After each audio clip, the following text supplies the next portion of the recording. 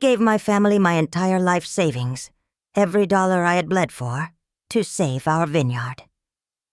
A week later, looking for a misplaced invoice, I found the architectural plans for my brother's new penthouse, purchased with my money. I didn't scream. I didn't cry. I just quietly put the folder back, walked out of the office, and began the slow, deliberate process of letting our family legacy die. And the most terrifying part? It felt like breathing for the first time. My name is Elara, and for 10 years, my world was a 150-acre plot of land called Viridian Vines. If you've ever read a wine magazine, you might have seen our name. We were the quintessential American dream story. A family-run vineyard, built from the ground up by my father's vision and my mother's grace. At least, that's the story they sold. The reality was built on my back, while my father Arthur was the face of the brand, all charming smiles and folksy anecdotes for the tourists. I was the hands. I was the one with dirt permanently etched under my fingernails, the one who could tell you the pH of the soil in Block C just by the way the air felt after a rainstorm. My mother, Eleanor, was the social glue, hosting elegant tasting events and ensuring the family image remained pristine. And my brother Leo was the star. Leo was the brand ambassador, the handsome, charismatic son who jetted off to network in New York and LA, his Instagram a curated feed of him swirling our Cabernet in rooftop bars, always with a beautiful woman on his arm. He was selling a lifestyle, and according to my parents, that was more important than the wine itself. People don't just buy a bottle of wine, Elara, my father would say, patting my shoulder with a hand that hadn't seen a day of manual labor in a decade. They buy a story. Leo is the story. I, on the other hand, was the unglamorous reality. I was up before the sun, walking the rows, checking for mildew, tasting the grapes to decide the exact day for harvest. I was in the cellar late at night, monitoring fermentation temperatures, my clothes perpetually stained and smelling of yeast and oak. I managed the payroll, negotiated with distributors, and fixed the busted irrigation pump when it inevitably failed during a heat wave. Viridian Vines wasn't just my job. It was my entire identity, a role I had been groomed for since I was a child. The problem was, it was a role I never wanted. My dream was quiet and simple. It was a small sunlit apartment in a city where no one knew my name. It was a life where my biggest responsibility was a potted plant on a windowsill. For 8 years, I had been secretly siphoning off a tiny portion of my meager salary, tucking it away in an account my family knew nothing about. It was my escape fund, my someday money. It was the promise of a life that was truly my own. A life where I could finally pursue my own passion for graphic design, something I'd only ever been able to practice in stolen moments late at night, sketching logos for imaginary companies on a tablet. That secret account was the most precious thing I owned. It was my future. Then, about 3 months ago, the crisis hit.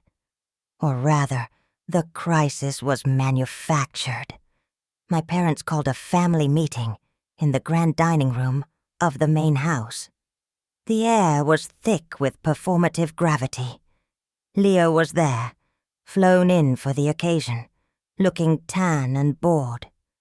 My father stood before the stone fireplace, a glass of our finest reserve in his hand, and laid it all out. A competitor was moving in down the road. Our equipment was aging. We were on the verge of being left behind. We needed, he declared, a massive capital injection to secure our legacy for the next generation. He spoke of a new state-of-the-art bottling line, an expanded tasting room, and a cutting-edge irrigation system. It was a beautiful speech, full of words like legacy, heritage, and family. He never once mentioned the real problem. His and Leo's reckless spending. The networking trips that were nothing more than lavish vacations. The custom suits. The vintage car my father had bought himself for his 60th birthday. No, the problem wasn't their extravagance. It was our outdated infrastructure. And then he looked at me. His eyes, usually so full of detached charm, were sharp and focused. "Ilara," he said, his voice heavy with meaning. "You are the heart of this vineyard. You know it better than any of us. You understand what's at stake." My mother placed her hand on my arm, her touch soft, her nails perfectly manicured. "We're all going to have to make sacrifices, darling," she whispered. "We need to pull together, as a family." That's when they made their pitch. They had secured a business loan, but it wasn't enough. They needed a significant cash investment from within the family to close the gap. Leo shrugged, looking apologetic. "I'm tapped out, guys. All my capital is tied up in branding ventures." I knew that was code for his designer wardrobe and rent on his high-rise apartment. Then, all eyes turned to me. They knew I was frugal. They knew I saved. They didn't know how much or what for, but they saw me as their solution. "We know it's a lot to ask," my father said, walking over to me. "But this isn't just you giving us money. This is you investing in your own future. We'll draw up the papers. You won't just be the vineyard manager anymore. You'll be a full equal partner. Your name next to ours. This place will be as much yours as it is mine. An equal partner." The words hung in the air. For a decade, I had been treated like a glorified employee. I was given orders. My opinions were often dismissed as being too cautious. And I received a salary that was a fraction of what they'd have to pay a stranger to do my job. The idea of having a real say, of having my work and sacrifice finally acknowledged, was a powerful lure. It was the one thing that could make me consider giving up my dream. They saw the conflict in my eyes. Leo, for the first time, looked at me and gave a sincere-seeming smile. "Come on, Ellie. It's our chance to really build something. Together." The pressure was immense, a physical weight in the room. It was the combined force of my entire life's conditioning. Be the responsible one. Put the family first. Sacrifice for the greater good. My dream of a small apartment felt selfish and insignificant compared to the weight of our legacy. I looked at their hopeful, expectant faces, and I felt the walls of my own future closing in. My escape fund wasn't just money. It was years of skipped lunches, of driving a 15-year-old car, of turning down invitations to go out with the few friends I had. It was every small sacrifice I'd made for myself, bundled into one account, and they were asking me to burn it on their pyre. I hesitated for a long moment, the silence stretching. I could feel my dreams slipping through my fingers, but the promise of partnership, of finally being seen as an equal, was the perfect bait. It spoke to the deepest, most wounded part of me, the part that had always craved their approval. So, against every screaming instinct in my body, I heard myself say the words that would change everything. "Okay," I said, my voice barely a whisper. "I'll do it." The relief that washed over their faces wasn't just happiness. It was the look of victory, and in that moment, a tiny, cold seed of dread was planted in my heart. I had just handed them the key to my cage, believing they would use it to set me free. I should have known they were only planning to lock the door for good. The week after I transferred the money, $187,000, my entire life savings, was a blur of false hope. My father clapped me on the back more. My mother called me to ask my opinion on new wine labels. Leo even sent me a text with a picture of a wine bar in Soho saying, "They'd love our stuff here. We're gonna kill it, sis." For the first time, I felt a flicker of what it might be like to be part of the inner circle, to be valued. They promised the partnership papers were being drawn up by their lawyer and would be ready to sign in a few weeks. I allowed myself to believe them. I worked with a renewed sense of purpose, my mind already spinning with ideas for the new equipment, for improving efficiency, for making my vineyard the best it could be. The illusion shattered on a Tuesday. I was in my father's study, a room I rarely entered.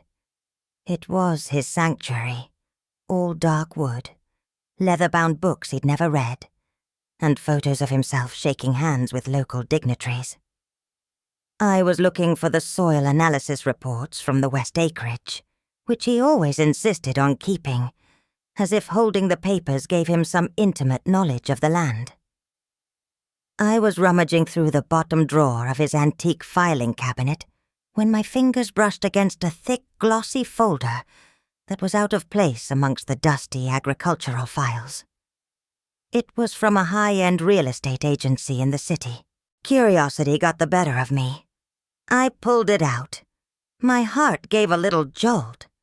The address was in a notoriously expensive, brand-new high-rise downtown. I opened it. Inside weren't property listings, but a finalized purchase agreement and a set of architectural blueprints. The buyer's name was listed as a shell corporation I didn't recognize. But then I saw the floor plan. It was for a sprawling 2-bedroom penthouse, complete with a terrace, a wine cellar, and panoramic city views. Tucked inside the blueprint sleeve was a smaller, separate folder. This one was from a boutique PR firm. The title on the proposal read, "Project Leo Vance, Crafting the Millennial Vintner." I felt the air leave my lungs. My hands started to shake as I read through the document. It was a comprehensive 6-month marketing strategy. The price tag was astronomical. The plan involved a launch party for Leo in his new bachelor pad, collaborations with luxury brands, and a professionally managed social media blitz to position him as a wine influencer. It detailed how the penthouse would serve as the backdrop for his new lifestyle brand, a place to entertain other influencers and journalists. It was a meticulous, expensive plan to build him, not the vineyard. Then, I saw the dates. The real estate agreement was signed 3 weeks before our family meeting. The PR firm had been paid its initial retainer 2 weeks before. They had this entire plan in motion long before they ever sat me down and fed me that story about needing to save the vineyard. They didn't need my money for an irrigation system. They had already spent it. They needed my money to cover the hole this new venture had created in their finances. My investment wasn't for the future of Viridian Vines. It was a bailout. It was the seed money for Project Leo. I stood there in the silent, wood-paneled office, the slick, heavy paper in my hands feeling like a tombstone. The blood was roaring in my ears. Every memory of their earnest faces at that meeting, every word of praise, every promise of partnership, it all curdled into a grotesque lie. They hadn't seen me as a potential partner. They had seen me as a piggy bank to be smashed open. They had played on my deepest desire for their respect, dangling a future they never intended to give me, just to get their hands on my escape fund. They hadn't just taken my money. They had taken my dream, the one thing that was mine, and mine alone, and they had gleefully set it on fire to fuel my brother's ego. I heard my mother's voice calling my name from the hallway, cheerful and oblivious. "Elara, darling, did you find what you were looking for?" I carefully, precisely, placed every document back in the folder. I slid the folder back into the filing cabinet, exactly where I had found it. I closed the drawer without making a sound. I took one last look around the room, at the shrine my father had built to his own ego, and a profound, terrifying calm washed over me. The part of me that had spent a lifetime desperately seeking their approval had just died. It didn't rage or scream. It just went silent. And in that silence, something new and cold and clear began to grow.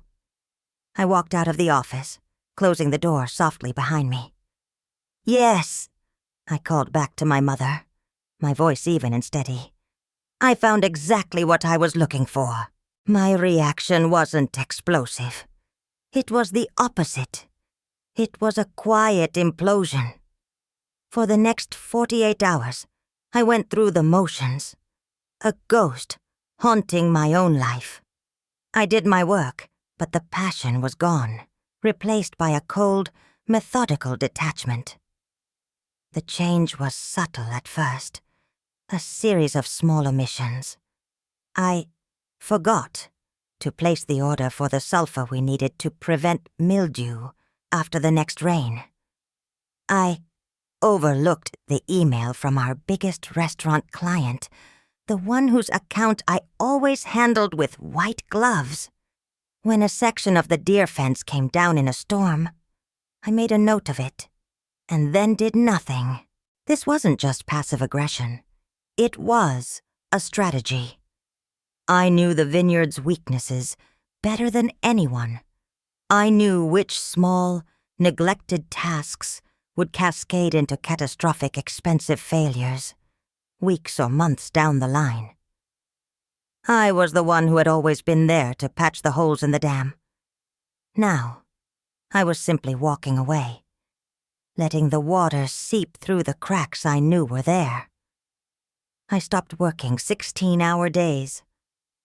I started leaving at 5 p.m., just like a regular employee. My parents were surprised at first. "Leaving so early?" my mother asked one evening, as I walked toward my truck. "Just a lot on my mind," I said with a thin smile. "Need to rest up." They accepted it. In their minds, I was now an investor, a partner. Perhaps they thought I was finally learning to delegate, to act like an owner instead of a field hand. They had no idea I was delegating the vineyard's failure to them. The second part of my plan was documentation. I started spending my evenings not sketching logos, but in front of a spreadsheet. I began to compile a complete, unvarnished financial record of Viridian Vines. I pulled bank statements, old invoices, and credit card bills they thought I never saw. I tracked every dollar Leo had spent on his networking, every lavish dinner, every first-class flight.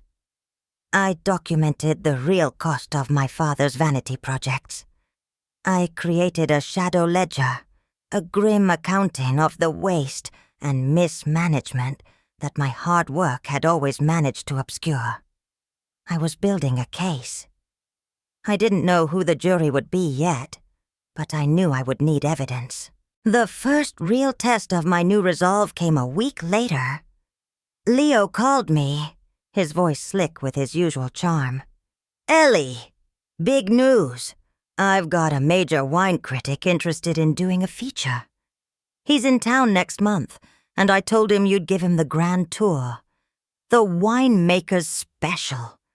You know, show him all the nerdy soil stuff you love." A year ago, I would have been thrilled. I would have spent weeks preparing, meticulously planning every detail. I would have seen it as a chance to finally get recognition for my work. Now I felt nothing but a dull throb of contempt. "I can't, Leo," I said, my voice flat. There was a pause on the other end of the line. "What do you mean you can't? This is huge for us." "I'm busy that week," I lied. "I'm taking some personal time." "Personal time?" He laughed, a sound of genuine disbelief. "What personal time? You haven't taken a day off in 5 years. Just move it." "No," I said. "I can't." The silence that followed was heavy with his frustration. He wasn't used to being told no, especially by me. "Fine," he finally snapped, his charm vanishing. "But if this falls through, it's on you." He hung up. I stared at my phone, a small grim smile touching my lips.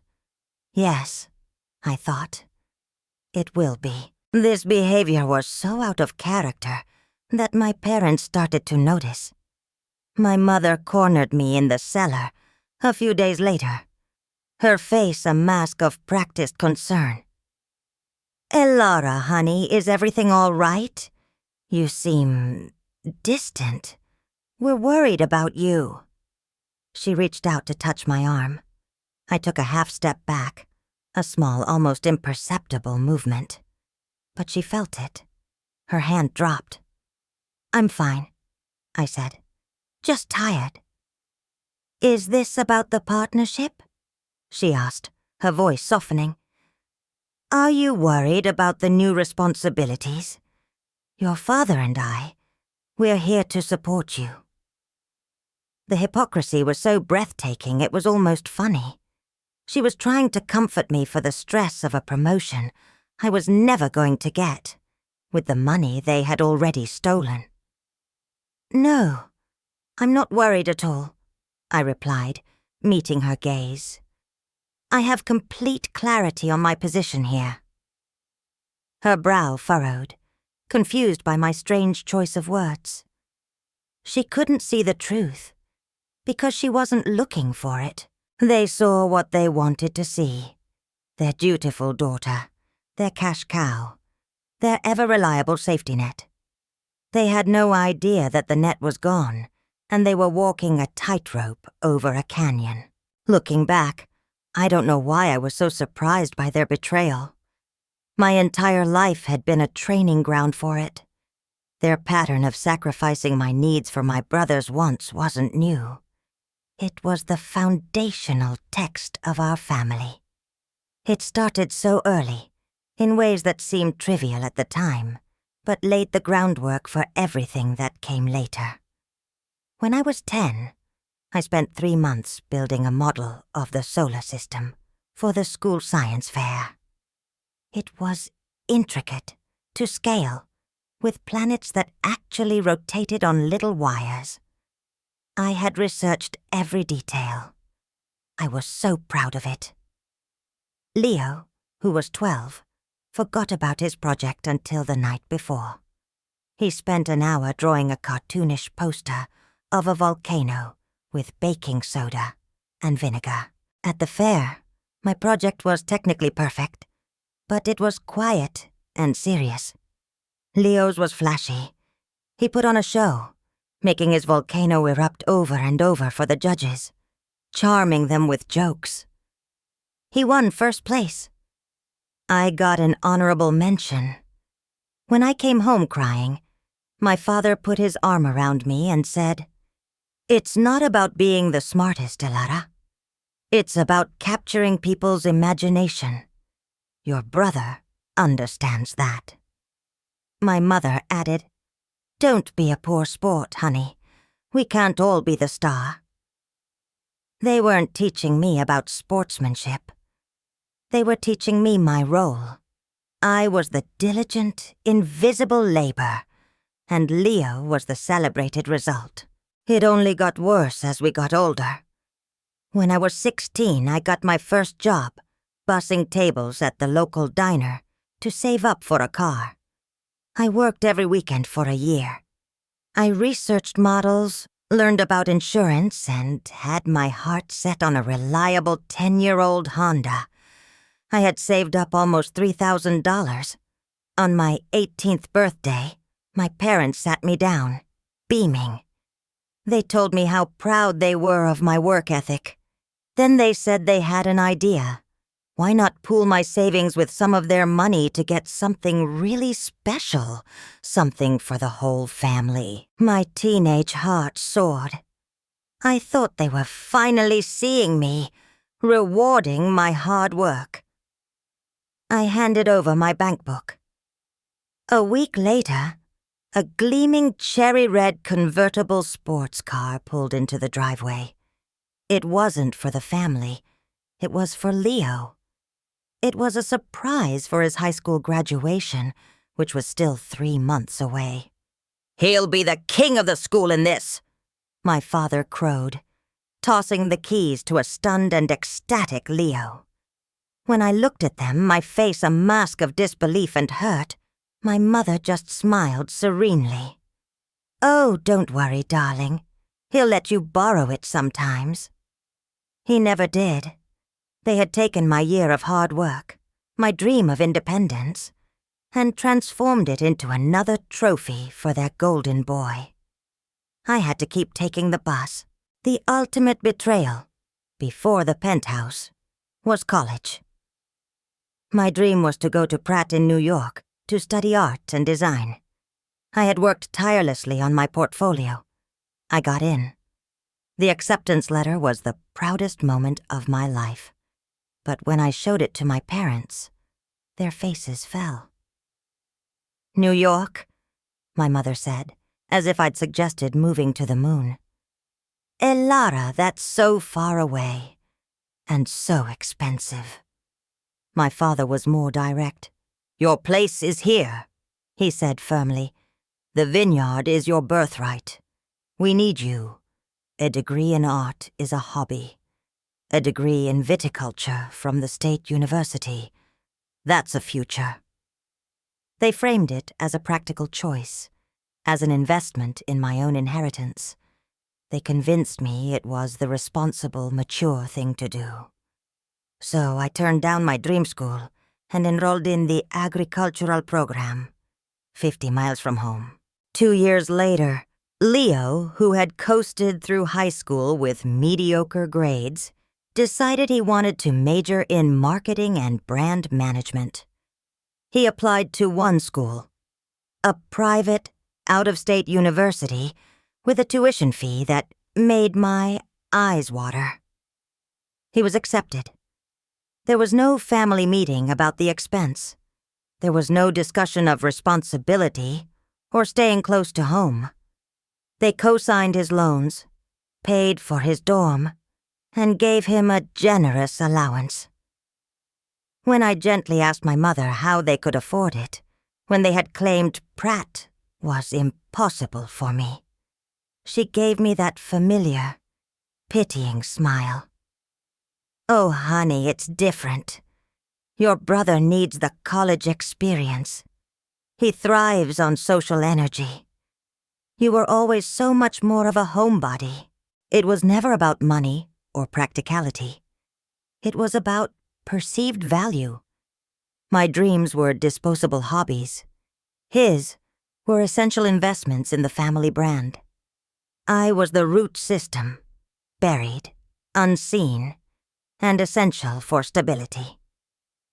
He was the flower, beautiful, delicate, and deserving of all the sunlight. They had been clear-cutting my ambitions my entire life to make sure he had a better view.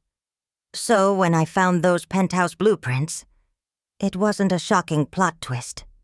It was the logical, brutal conclusion to a story they had been writing for 30 years.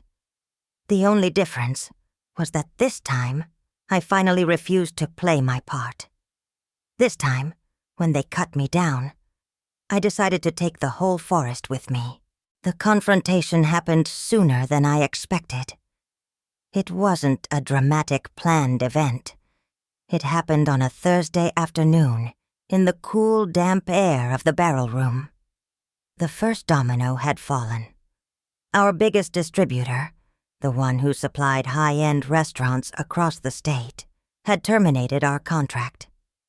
The reason cited was unreliable fulfillment and a decline in product consistency, a direct result of my quiet negligence. My father stormed into the cellar, his face purple with rage, a termination letter shaking in his hand. Leo and my mother were trailing behind him, their faces pale and worried.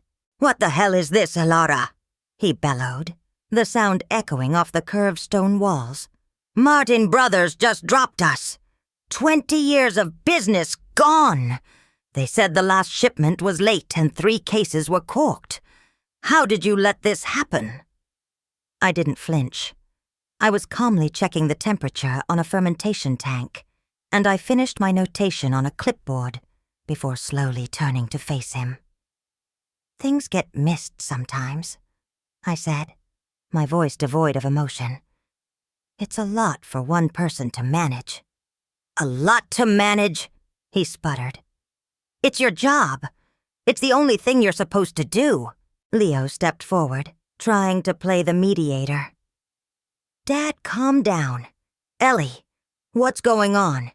You've been acting weird for weeks. If you're stressed out, you can just tell us." That was it.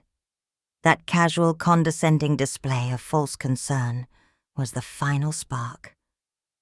I put my clipboard down on top of a barrel.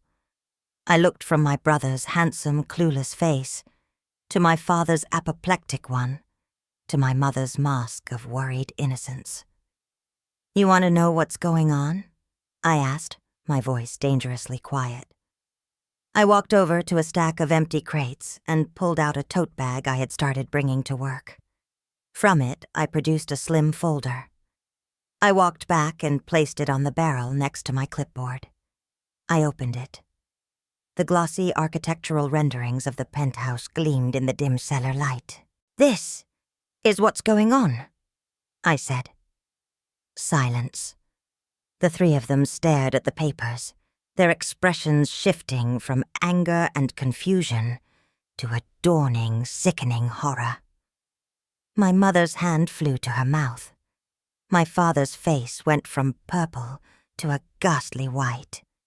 Leo just stared, his jaw slack. "Where did you get that?" my father finally managed to whisper. "In your office," I replied, "while I was looking for some soil reports. Funny what you find when you're doing your job." My father found his voice first, and it was full of bluster. "Now hold on. That's not what you think. That is a strategic investment in the brand. It's a corporate asset." "A corporate asset?" I laughed, a sharp, bitter sound. "It's in a shell corporation's name, and the PR proposal I also found calls it Leo's Bachelor Pad. Is that what we're calling the new bottling line?" My mother rushed forward. "Elara, darling, you're misunderstanding. We were going to tell you. It was all about creating a new image for the vineyard. A modern face.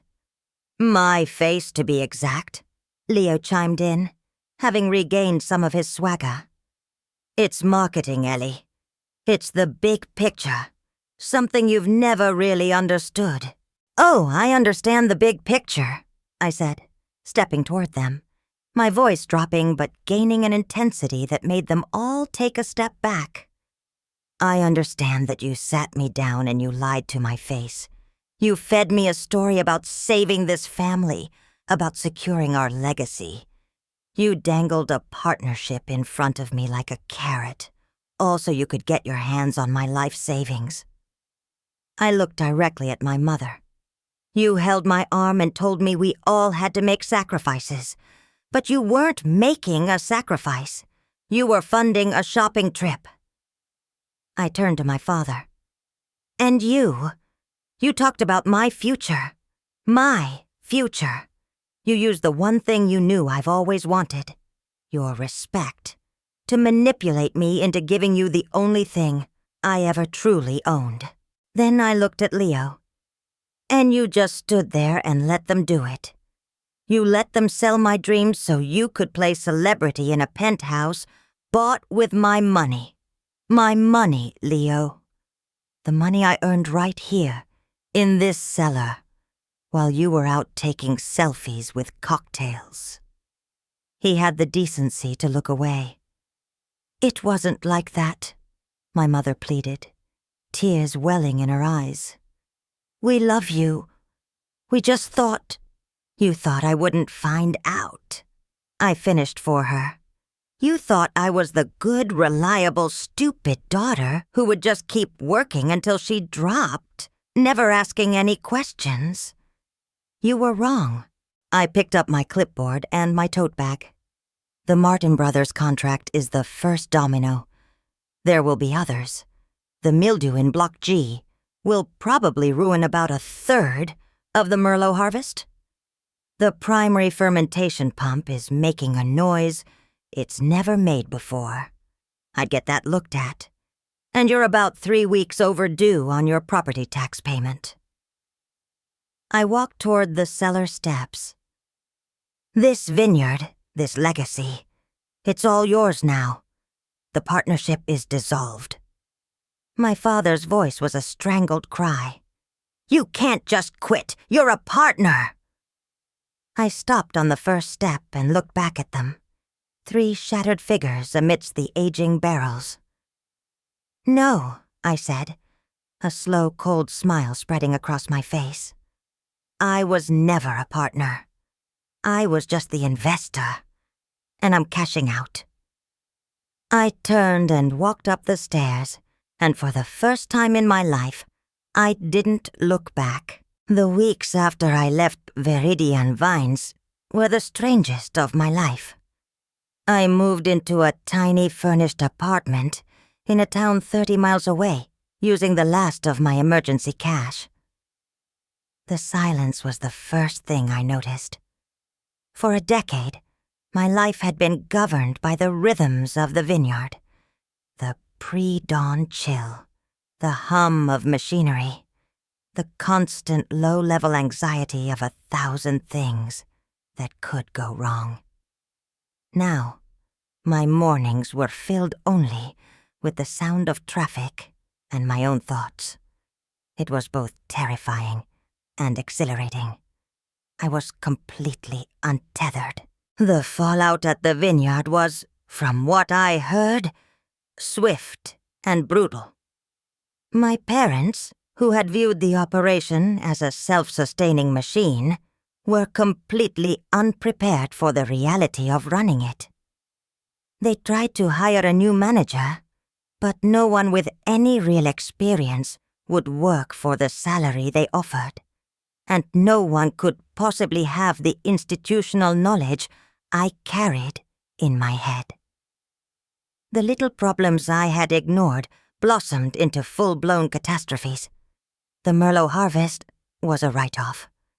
Just as I'd predicted, the faulty pump broke down entirely, costing them a fortune in emergency repairs and lost product. Leo was forced to come home from the city. His influencer project was dead on arrival. It's hard to be a wine influencer when you have no wine, and the brand you represent is publicly circling the drain. His charming Instagram posts were replaced by a bitter, resentful silence. I heard through the grapevine. The small town we lived in was an echo chamber of gossip, that he and my father were fighting constantly, each blaming the other for the mess they were in. The first direct contact came about a month after I left. A voicemail from my mother. Her voice was strained, stripped of its usual melodic grace. "Elara, it's your mother. Your father. He isn't well. The stress is a lot. The bank called. We need to talk. This has gone on long enough. You've made your point. Please call me." I deleted it. I knew what "we need to talk" meant. It meant, "We need you to come back and fix this." A week later, a barrage of texts from Leo. The first one was almost conciliatory. "Hey, things are a mess here. Dad's losing his mind. Maybe we can talk." I didn't reply. The texts grew more frequent and more hostile. "Seriously, Ellie, are you going to ignore us? This is your fault, too." And finally, "You know what? Fine. Rot in whatever hole you crawled into. You were always a bitter, jealous little martyr anyway." I blocked his number.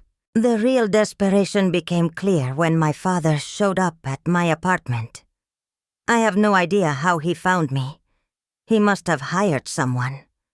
When I saw him standing outside my door, looking 10 years older, his expensive suit rumpled, I felt a pang of something.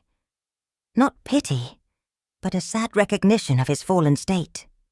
He had always been so large, so in command. Now he just looked like a tired, angry old man. "You need to come home," he said, without any preamble. "You've had your little tantrum, but this is destroying your mother." "This isn't about Mom," I said, not opening the screen door. "This is about the fact that you can't run the vineyard without me." "It is your duty," he roared, his old arrogance flaring up. "That place is your heritage." "No," I said calmly. "It's your hobby. It was my job. And I quit." "We'll give you the partnership," he pleaded, his voice cracking. "The real one this time. 50%. Your name on everything." I almost laughed. They were trying to bribe me with the same lie they'd used to rob me. "The time for that is over," I said. "You have Leo. He's the face of the brand. Let him handle it." "Leo knows nothing," he spat, his contempt for my brother finally showing. "He's useless. He's always been useless. You're the one. You were always the one." It was the most honest thing he had ever said to me. The one admission I had craved my entire life. That he knew I was the competent one. The capable one. And it came far, far too late. It meant nothing now. "I have to go," I said, and I moved to close the inner door. His hand shot out, pressing against the screen. His face was contorted in a mask of desperation and fury. "You will regret this, Elara. Family is everything. One day you'll be alone, and you'll realize what you've thrown away." I looked at him, at this man who had used the word family as a weapon and a cage my entire life. "I've been alone for years," I said softly. "I just happened to be living in your house." I closed the door, locked it, and leaned against it, listening as he pounded on it once, twice, and then let out a sound of pure, defeated anguish before his footsteps finally retreated. The aftermath taught me the most painful and liberating lesson of my life, that family isn't an unconditional virtue. Sometimes it's a beautifully decorated cage. We're taught that blood is thicker than water, that loyalty to family is the highest calling, but that loyalty is supposed to be a two-way street. When it only flows in one direction, it's not loyalty, it's servitude. For years, I believed that my sacrifice was noble. I thought that by pouring all of my energy, my dreams, and my future into viridian vines, I was building something lasting. I was earning my place. But I was wrong. I wasn't building a legacy. I was just enabling their dysfunction. My competence wasn't an asset to them. It was a resource to be exploited. My reliability wasn't cherished, it was expected. Starting over has been harder than I ever imagined. The money I had left was barely enough for a deposit and 2 months' rent. I got a job at a coffee shop. The early mornings a familiar comfort. But the pay was humbling. Some days the bitterness is a physical taste in my mouth. I think about my $187,000, about the penthouse Leo is probably being forced to sell at a loss, about the years I can never get back. The anger is still there, a hot coal in my chest, but alongside it, there's something else. Peace, for the first time. My life is my own. The decisions I make, good or bad, are for me. I enrolled in an online graphic design course. I spend my evenings working on assignments, learning about typography and color theory, and I feel a spark of passion that I thought had died long ago. My apartment is tiny, my furniture is second-hand, and my future is completely uncertain. But it's mine. The air I breathe feels different, lighter. I am no longer defined by my utility to others. I am simply me. I learned that you can't set yourself on fire to keep others warm. Eventually, you run out of fuel, and they just move on, looking for their next heat source. My family didn't love me for who I was. They loved me for what I did for them. The moment I stopped being useful, I stopped being family. And that truth, as brutal as it is also what set me free. The real legacy you leave isn't a plot of land or a name on a bottle. It's the life you build for yourself, on your own terms. My vineyard may have been viridian vines, but my real life, the one I'm planting now, seed by seed, is just for me. And I finally feel like I'm standing in the sun.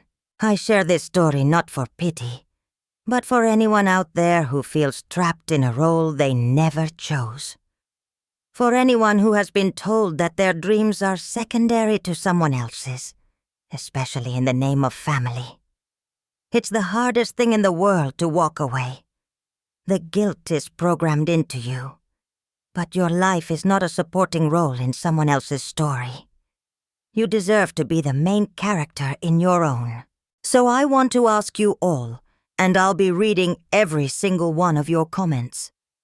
Have you ever been in a situation where you had to choose between your family's expectations and your own happiness? What did you do, and what did you learn from it? Your stories matter. Thank you for listening to mine.